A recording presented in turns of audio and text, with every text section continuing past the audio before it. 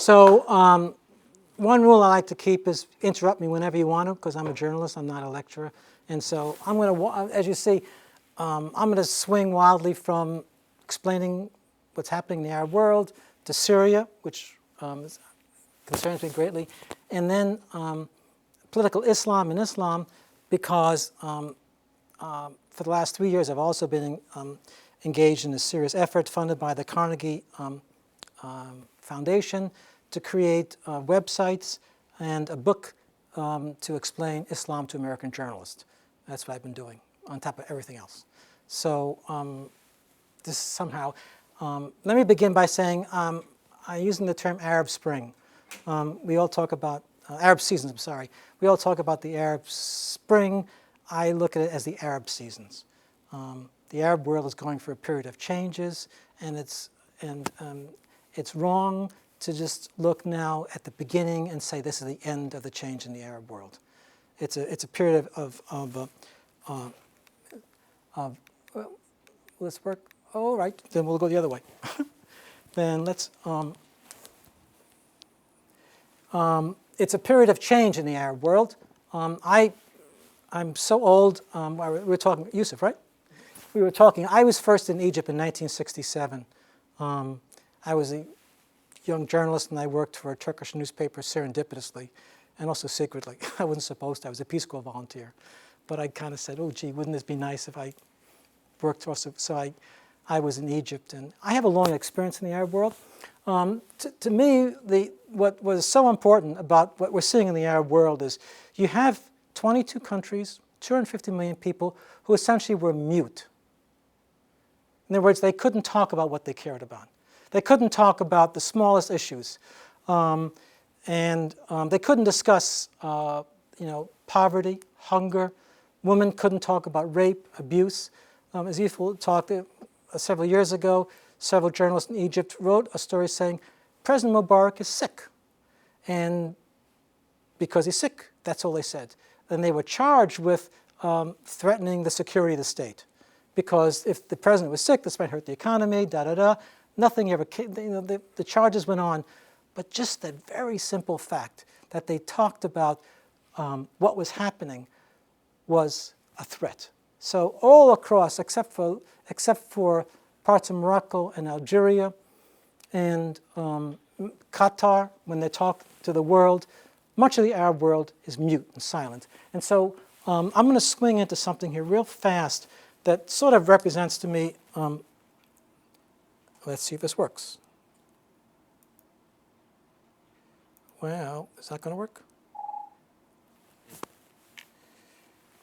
Can't use a proxy server, huh? Can we do that? Well, try to get it to work. Yeah, do that? Try to copy and paste it. Oh yeah, we can copy and paste it. Great.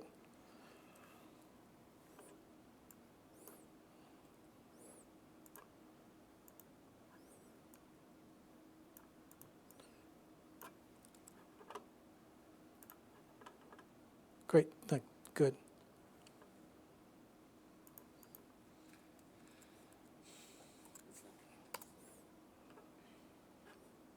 It's not connected to the internet, right? Right. You said there's a network cable right Yeah. on the computer. Yeah, but there we go. Oh, I see, right.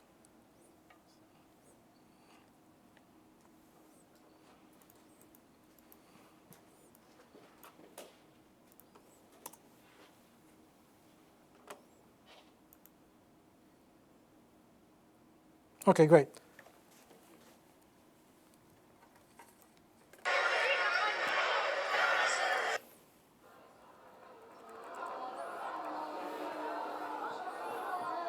This has the subtitles.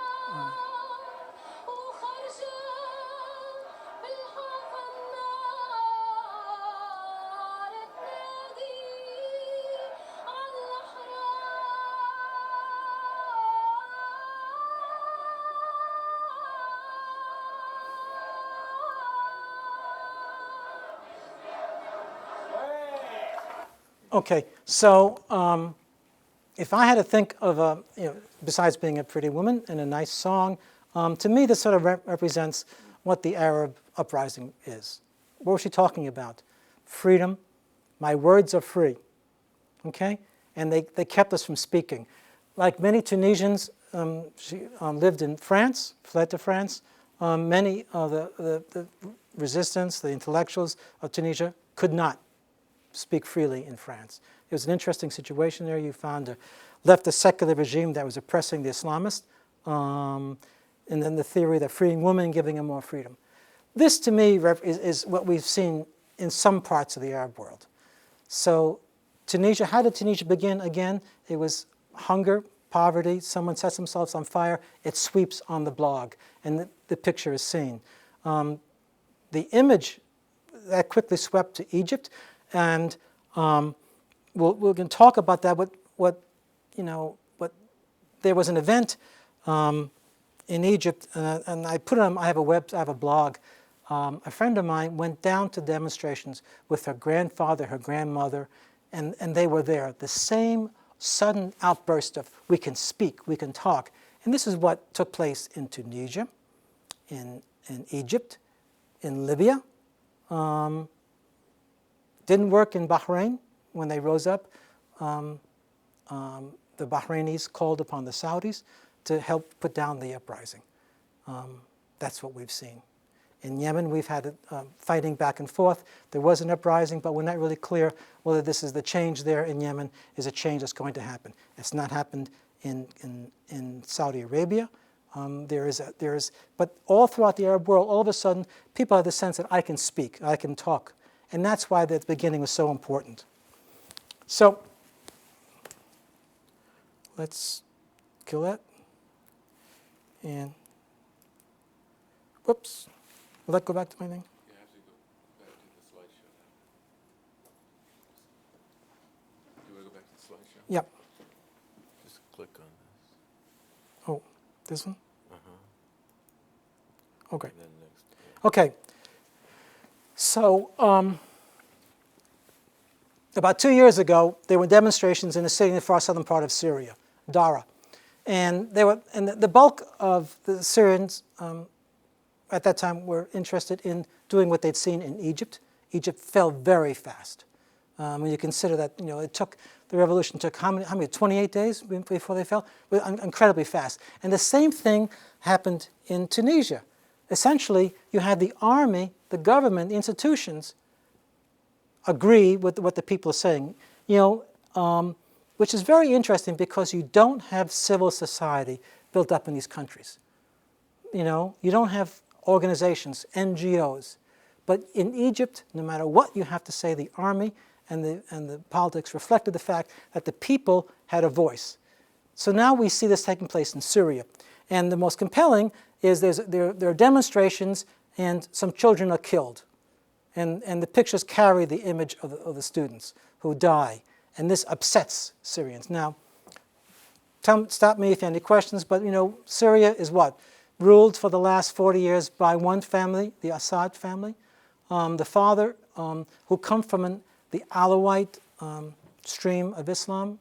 It's a very small, distinct stream, largely in Syria. It's more of a breakaway. Some folks may not agree, saying that their beliefs are different from the mainstream of Islam, which is Sunni. But they've been ruling since more than 40 years. If you ever read Tom Friedman's book, Tom always used the great line, Hama rules. There was an uprising that in the city of Hama, and the way that Bashir Assad's father resolved it was that he killed everybody in the city. He surrounded the city of Hama and just piled in artillery to kill everybody there. As a result of that, the Muslim Brotherhood, which was the resistance to the regime, fled the country. That's the background. So we have, on top of it, Syria is predominantly a Sunni country ruled by the minority Alawites. The word Alawite comes from Ali, and they're the followers, like the Shia, followers of Ali as the line of leadership in the Muslim faith, okay? So a minority group ruling the country, and they rise up. And what's happened in the last 2 years since they rose up? We guess that there are approximately 60,000 people dead. We figure that within Syria there are approximately 1 million people displaced. From what we can tell, the Syrian government rules Damascus and Aleppo and none of the other outside areas. Okay? A series, and so what's happened is that you have groups have risen up against the Syrians, and where does their support come from? Essentially from Saudi Arabia and Qatar and Turkey. Now, how has this happened? And the United States, and I'll explain how they're doing it, and the CIA may not agree with me, but this is the truth, at least from what the Syrians tell me. So what's taken place in Syria is this uprising, and because of the tremendous amount of killing, so we have 1 million people internally displaced, and we have a tremendous diaspora. Approximately 140,000 Syrians have fled north into Turkey, and the Turks have said they're our brothers. We're not going to turn them away, and so they're living the Turks set up refugee camps, but the flow has been incredible. So 140,000 live in refugee camps, and maybe under 100,000 live, they just cross the borders into Turkey. They're living in apartments and houses, and about 200,000 have fled. Now the Turks are funding this by themselves. They've asked for aid from the UN and other countries. Money hasn't come in.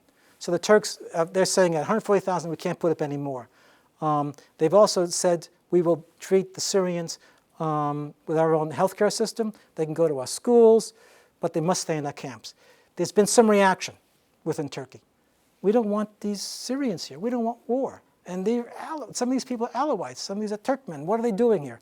So you find resistance, and the Turks have begun to round people up.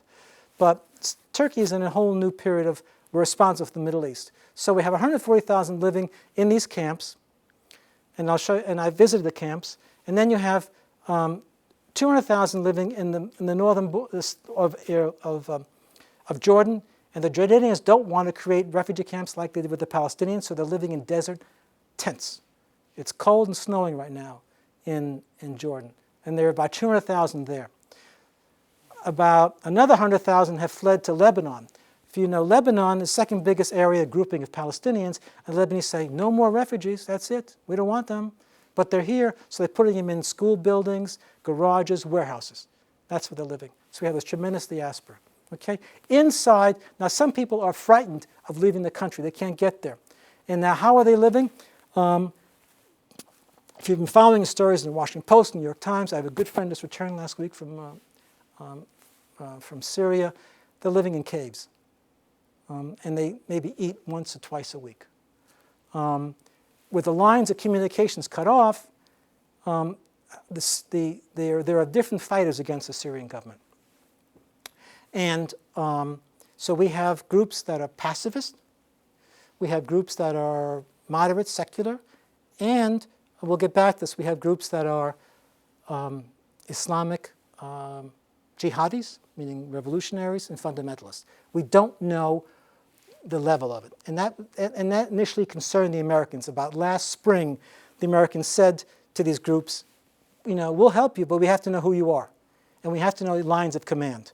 And so the CIA, I spoke to the Syrian, he said, I'm at a meeting, this blonde-haired American gets up, speaks perfect Syrian, great accent, and like, wow, incredible. So what the CIA has basically said is, we need to know what you're doing. We won't make the same mistake as we did in Afghanistan. If you remember, in fighting the Afghanis, it was the first time in American history that we organized descendants, insurgents, fighting against the government. So we go there, and we say to the Syrians, we need to know your lines of command, what you're doing, and we give them cameras. Isn't that unique? Show us pictures of what's happening. Why do you think you have all this great stuff on YouTube? Why do you think CNN has all these pictures? Al Jazeera, or Al Arabiya. We give them cameras. We want them to show the pictures of what's happening. We want that thing to come out, and we also want a communication. Okay? So we have these various groups that are fighting. Now, how are the Syrians fighting with these people? Let me. So I went to the refugee camps, and I spoke to folks. Now, this is a government and an army against people who are armed differently. And I'll show you in a second when I'll do a sound slide show. I went to a soldier one day in Antakya. And I said, you've escaped, are you going to go back like because every night the soldiers will go back from Turkey it's an open border. The Turks want them to fight against the Syrians. So you're going to go back into Syria and fight. And he said, I'll tell you why. Takes out his smartphone and says, look at this picture. It's a picture of someone's throat being cut like a sheep being sacrificed. And it says, when they catch someone, the Syrians catch someone who fled the army, and they've turned against them, they take them in the street, lay them on the ground, and cut their throat till they bleed to death and leave them there. Okay? So what the consequence of this crisis in Syria is you have hunger, you have frustration, the people who are caught in the middle, you have a large amount of people fleeing. Palestinians have fled, once again, second refugees, a large flight of Armenians up to Armenia. Christians who are caught in the middle of this. Up until now, the Christians always said they've been protected by the regime, but they're caught in the middle of this battle. And you have a government fighting against people. So I went to the hospitals in Turkey where they're treating people. I went to the doctors, and the Turks can't deal with the situation. So what the Turks have said, not outspoken, is that we can't deal with them. If you Syrians have doctors, you have medicine, you come and do it in Turkey. So they have allowed the expat. There are 25 million, Syria's a country, 25, 30 million people, almost as a large number live outside of Syria. And so what the Syrians have created all around, but mostly in Turkey, is hospitals and systems. They smuggle medicine into Syria. They set up hospitals. The problem is that we're talking about fighting against a civilian population. But the government is using bombs that explode, bombs that set skin on fire, bombs that crush bones. So the doctors, the Syrian doctors I met, now in some very bad cases had to buy bones. They had to buy the filament that creates bones. We also have the other problem of torture. I met a doctor who was a pediatrician, and he had been arrested in the demonstrations, held, then released, and he was working with the Free Syrian Army. And I said, but you're a doctor. Why are you working with these soldiers? He said, let me tell you what they did to me. So he talked about the torture that he suffered. And he was so driven by this torture that he said, I don't care if I die. I don't care what happens to me. I must be involved in this. So I want to step back and say, we have all these people who are hungry, all these people who are expelled, and we have the anger of the situation. Let's move ahead. All right. So we need to do this again in paste. Right? Oh, it worked. Wait a minute. Sometimes it does. It worked. Okay. This is a. As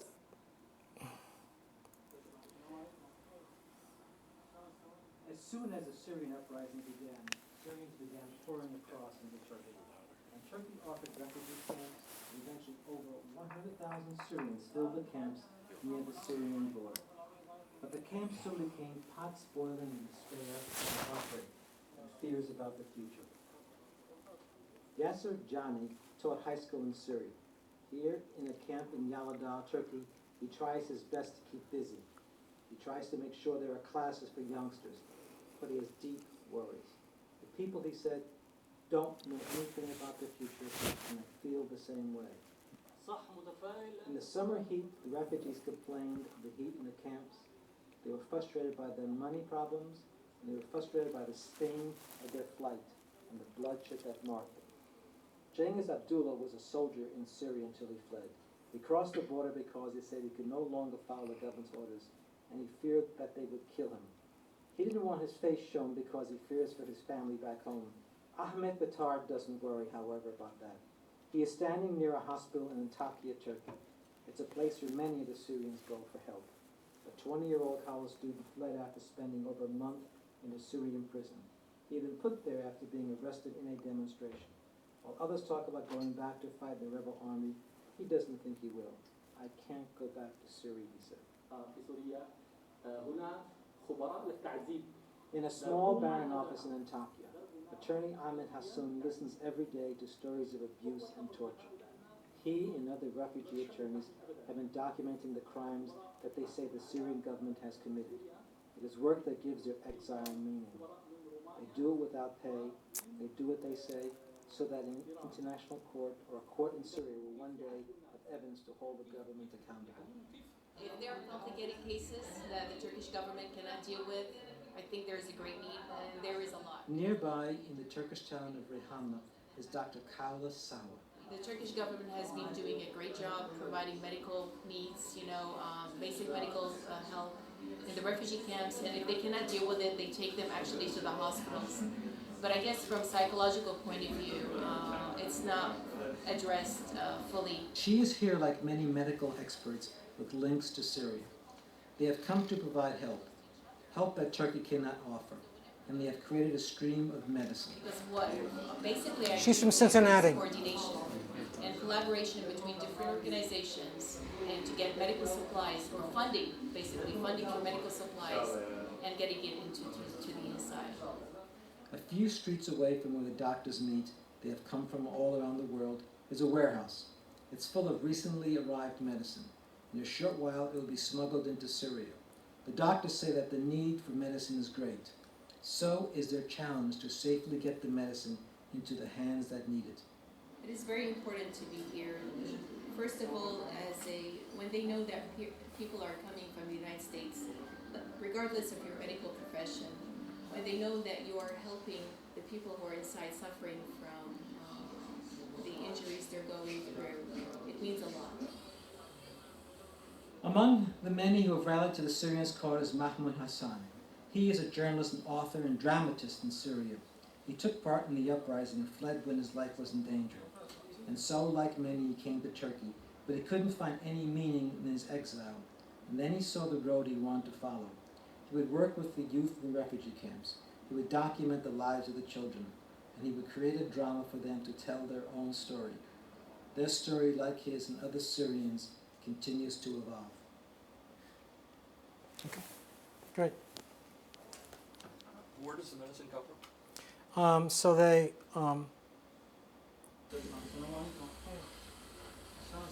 as soon as the Syrian uprising began, Syrian. Here you go. Okay.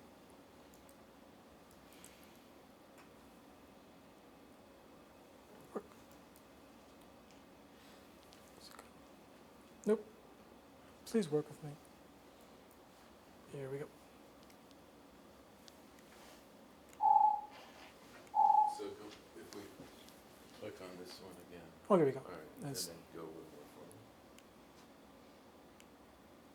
Okay.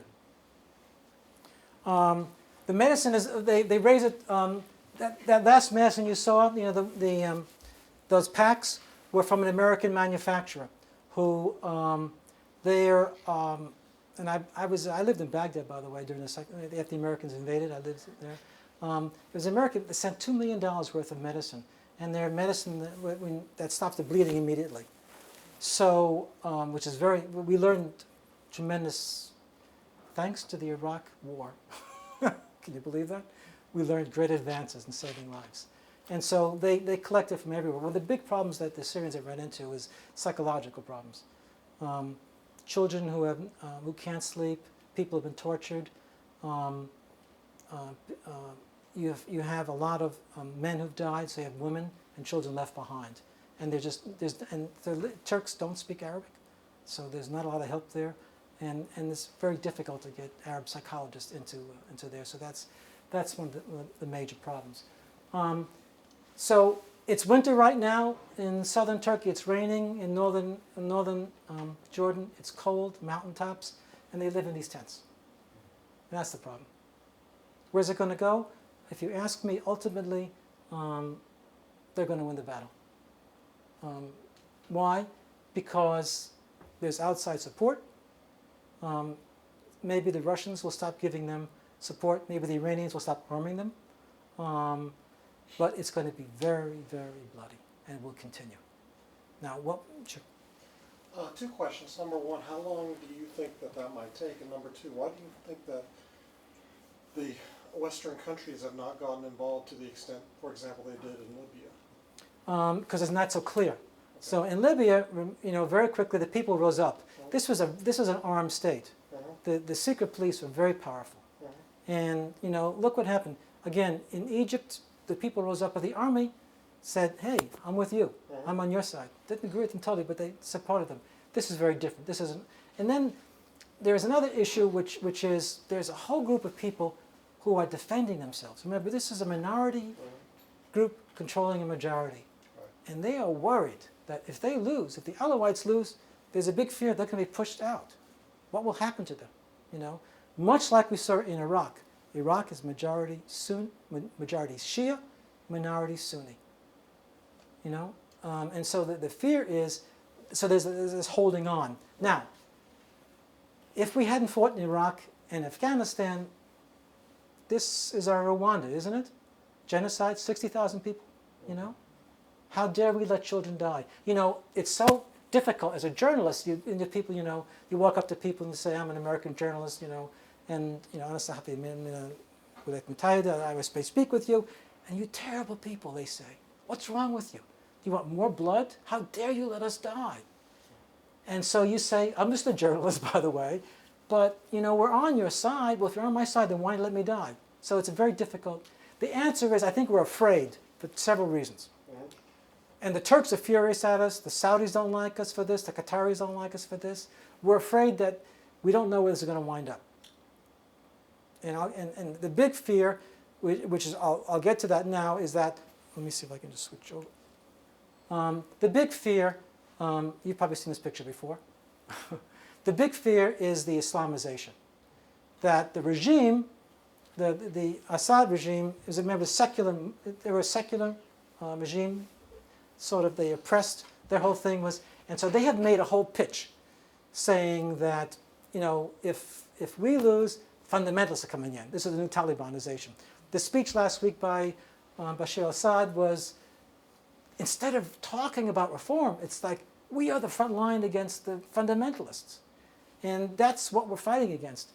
And so our fear is that we don't know what's going to happen. Are we correct? Well, there is some concern. Some of the greatest fighters right now in Syria are the people who fight on behalf of the different jihadi fronts. Like everywhere else in the Middle East, they've also drawn people from outside of Syria. So you have groups of Algerians, you have groups of Saudis who are there to fight the jihad, the struggle. And that's a concern. We don't know the level of it, and so there's that concern. That to me is the biggest answer. But 60,000 people dead. I'm going to guess another 100,000 injured. When the Syrians attacked, what was struck me is that in the hospitals, most of the victims are women and children. Why? The men are gone, the women are living in the apartment house. Cluster bombs. Bombs hit, the skin's burned, the bones are broken, the women and children suffer. Okay? So we have this tremendous battle. Remember I said I'm going to swing wildly? Thanks, it was a good segue. I was channeling my thoughts to you. So our biggest fear is Islam, what we think may be the Islamization of the struggle. And that's what the Syrians are playing upon. I'm teaching a course right now. This is one I was showing Glenn. I'm teaching a global course for journalists around the world. It's an online course. And a large number of the students are, they're all journalists, and parts of it in Arabic. And I have one of the colleagues taking part in it is a Syrian. And he wrote a story talking about the danger of the Wahhabis in Syria. And boy, did he get dumped on. The other Arabs like, wow, you are, you're just kissing up to the regime, you're talking to them, you're saying what you want. Islam and politics. With Arab Spring, we've seen an interesting situation. In in Tunisia, in Libya, in Egypt, in Morocco. Morocco responded to the Arab Spring by allowing the king to stay in power. I'm not going to give up my power. I'm the direct descendant of the Prophet Muhammad, peace be unto him. But the forces that have come to the front in the 22 Arab countries where they had these revolutions have been Islamic groups. Okay? And my issue here is that we tend in the West to assume democracy equals liberal, secular political parties. And we don't understand what's happening. Remember I said the Arab seasons? And my rationale for the way I see it is that this is a difficult time. In each country, we see a different political power. Why did the Islamic parties come to power? Because they were organized. Okay? There was no secular society. The uprising in Egypt, I think, came from unions, professors, students, bloggers, workers. Workers are a significant part of the uprising in Egypt. For the first time you had, at one point we had 200 strikes in 1 year. Never in the history of Egypt. I mean, you had people saying to the government, you can't do this to me. We had postal inspectors doing this. This is astounding. The reason in Egypt and other countries we see Islam coming to power is because there was the secular parties weren't as strong. Whereas the Muslim Brotherhood or the Islamic parties in Tunisia were well organized. And so we see variations of it. The Brotherhood is the most strongest, the largest party, and we're all looking at what's happening. Among the Palestinians, you can see the same division. You have the Palestinians who follow the traditional secular Fatah organization in the West Bank, and then in Gaza we have Hamas. I'll tell you an interesting story. I was a Middle East correspondent for Tribune. I lived in Jerusalem and Cairo, and so I got to know Israeli intelligence. And I knew the guy that helped create Hamas. It was a great created. But when the Palestinians rose up in 1987, the Israelis were looking for a way to distract them. They said, give them religion, And so when they're shutting down all the other aspects of the Palestinian government, in Gaza, they let Hamas grow, figuring, what can happen? Whew, that was a mistake. This gets back to my point about what can we expect. One of the problems we have with the Arab world is not understanding Islam. Islam is 1.6 billion people across the world. It varies country by country. There are different roots, different ways of expression. And so in Egypt, which we've seen, the parties that came to power, there was a very interesting article in a paper which I read. I read Arabic, but I'm lazy. So I do read El Ahram online. Do you ever look at that at all? One of the editors did this wonderful article analyzing why did the Brotherhood and the other Islamic groups, which won 75% of the vote, when you combine them all together, because the countryside voted against the cities. Again, we need to, as journalists and as citizens, we need to look at what's happening in the Arab world. So we see a lot of fear saying, well, wait a minute, Arab Spring is the Arab winter, a disaster for us. Well, excuse me, they've gone from dictatorship to democracy. The parties most organized are the Islamic groups. The Islamic groups are varied in their messages. And now we have to kind of say, do we have patience to put up with them? And can we nurture them? Or do we close the doors to them? And so I won't swing into that. So this is where I get my full circle. About 3 years ago, the Carnegie Foundation was very interested in helping Americans understand Islam. Obviously, after 9/11, this was a deep concern because of many of the reactions that took place. So they spent $10 million in funding academic organizations and other groups to understand some aspect of Islam. And through a project at Washington State University, we had a grant, and we created 2 websites called Islam on Main Street, and then with the Pointer organization, those of you who care about journalism, we wrote an online course which is free, thanks to Carnegie, which teaches folks, journalists, how to write about Islam. Okay? I'm the project editor and manager of that. And then in the spring, hopefully you'll buy it, we have a book coming out. And the book is a compilation of all this with more.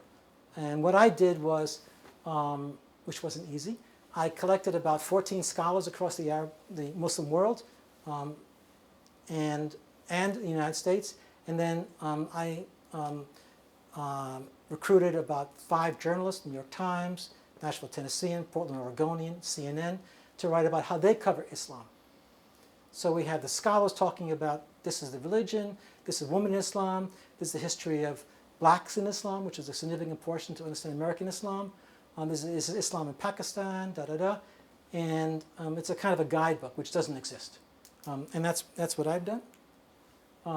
And essentially, what we discovered is just my cheat course. Islam is a large religion. One of the terrible problems that we don't understand is that Arabs are a tiny part of the Muslim world. 1.6 billion people, and the Arab world accounts for about 230 million. Largest country is Indonesia. Okay, there are more Arabs in India than more Muslims in India than any Arab country. Okay, so it's a diverse religion with many, many, many different ways of looking at the world, and that's what our session's been. So one of our goals also is to talk about Muslims in America. Islam is the fastest growing religion in the United States. Why? Because after 1965, when we changed our immigration patterns, we allowed people to come in. How many Muslims are there now in the United States? Does anyone have an idea? What do you figure?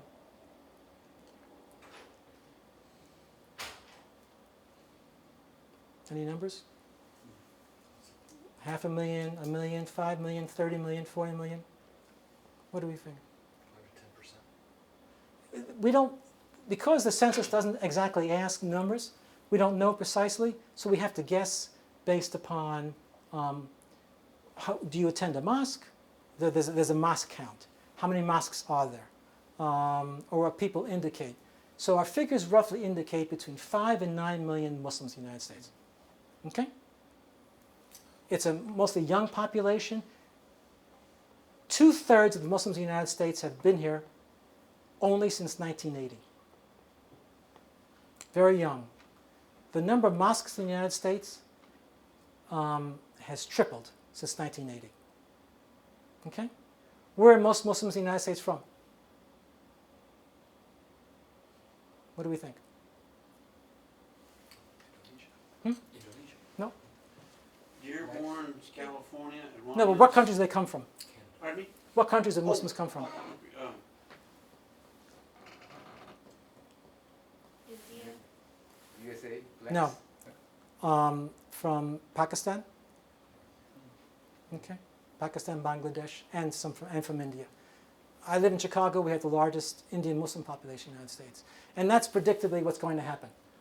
Increasingly, our Muslim population will be Pakistanis, Indian Muslims, and that's where we have family reunification. All right? So the culture of Islam in this country is going to move to South Asia. It's already been there. Initially, just to go back, the earliest and largest groups of Muslims in America were who? In the 1930s and 40s. Any idea? Syrian. No, black. Black. And today, black Muslims represent the third highest group because the immigration's changed it. But historically, at the turn of the century, we had the tremendous growth of turning towards Islam in the black community. And that's why you had the Nation of Islam spin off. But that doesn't represent the bulk of black Muslims in the United States. It's sort of a forgotten history. What these figures,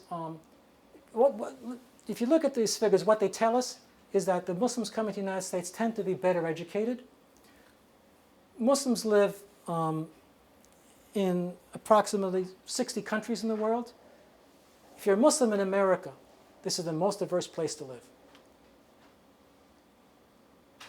If you're an Ahmadiyya, which is a group of Islam, if you're an Ismaili, which are their groups, you can't. If you live in Indonesia, you'll be placed in a concentration camp.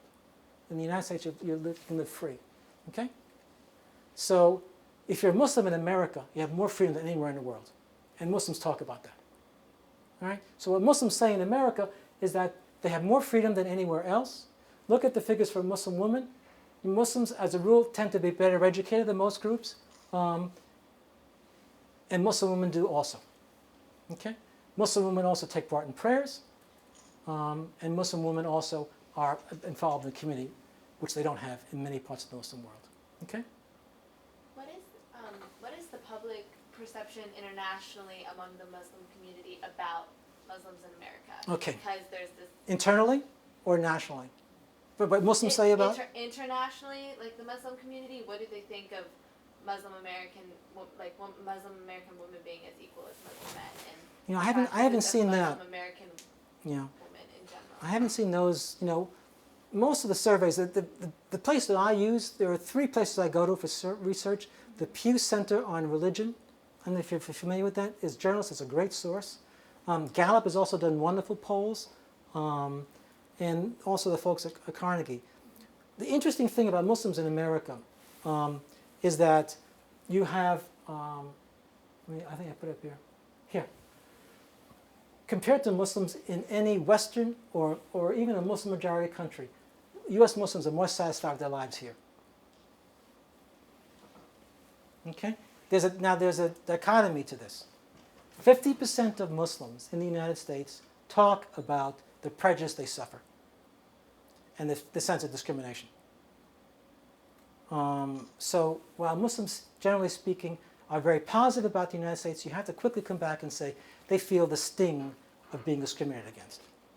That was accelerated after 9/11, and that continues to today. And I think we stop right there. This is sort of interesting. I can show you that in a second. So we've seen 2 things happen since 9/11. This is what the course talks about, is that how do Muslims live in America? On one hand, we've seen what I would consider a rise in Islamophobia. You know, 20 years ago, the things we said about Muslims really weren't acceptable. The things we say about Muslims today, we wouldn't say about Jews, but we can say about Muslims. And you know, I don't have to repeat the stories. So what we see on blogs and articles, and in some places, you know, in Tennessee, there was the folks wanted to open a mosque. They called in experts. The experts said Islam's not a religion; it's a cult. It's a dangerous cult. There are in approximately 200 cities across the United States where mosques have attempted to open.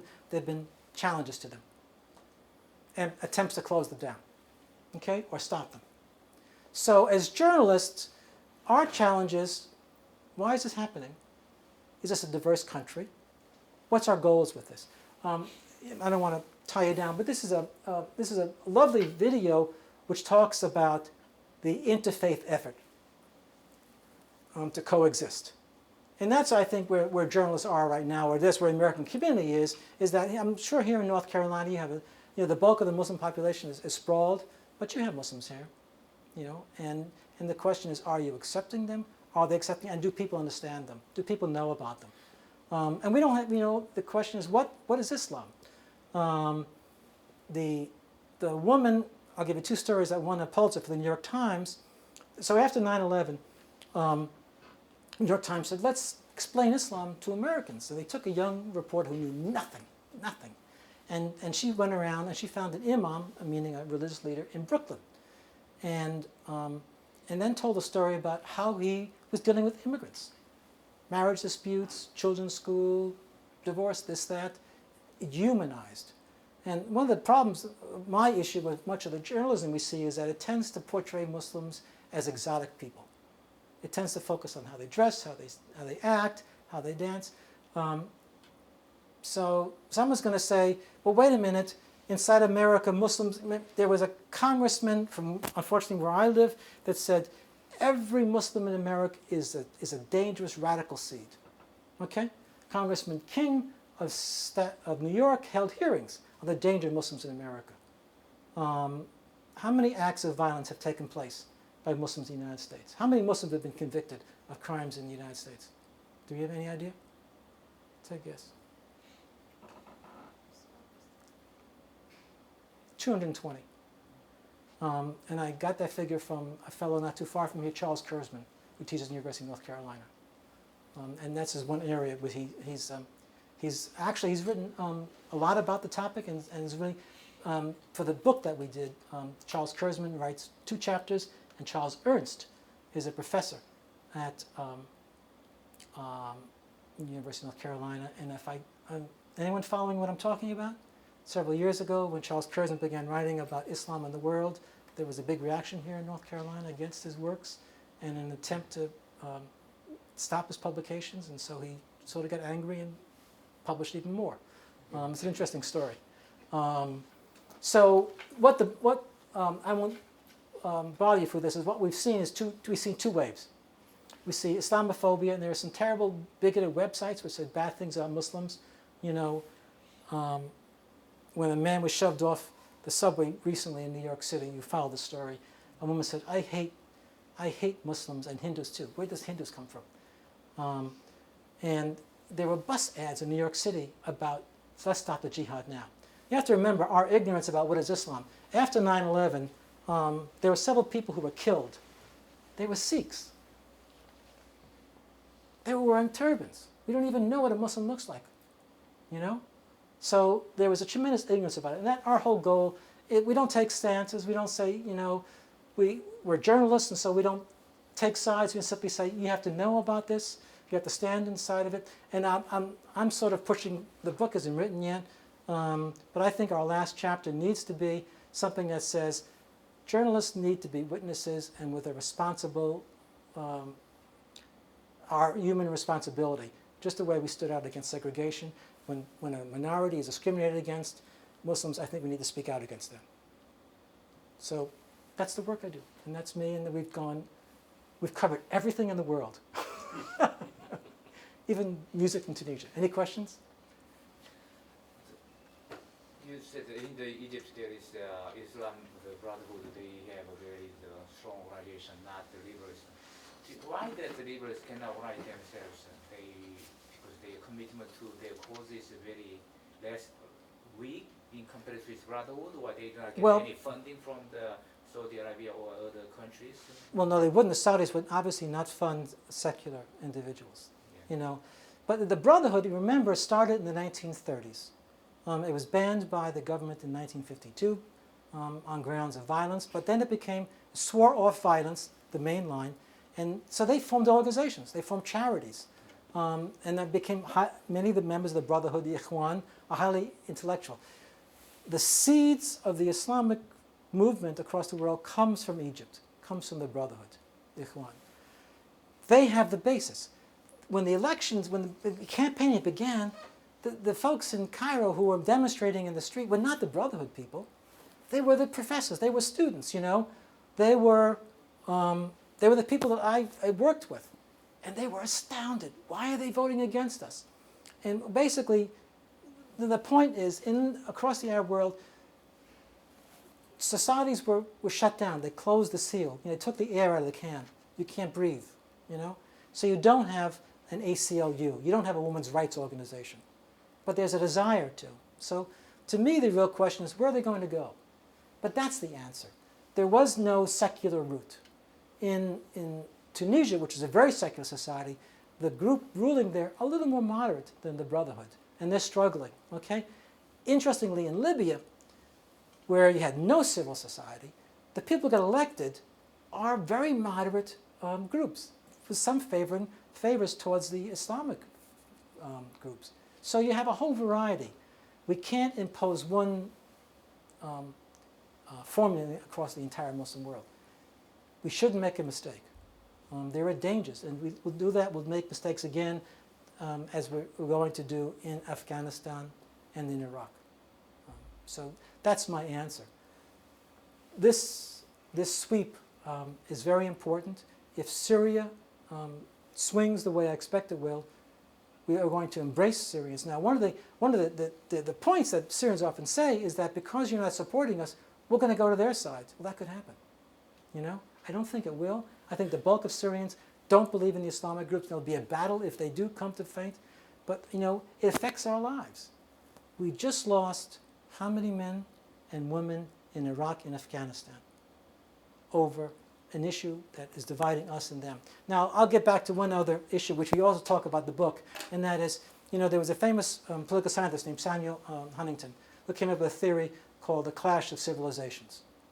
And he basically said, it's us, communism is over, and the only battle going forward in the world is Christianity against Islam. And there are many people who say, no, it isn't this, that's wrong. Because Islam is so diverse. We're not fighting Indonesians, we're not fighting Malaysians,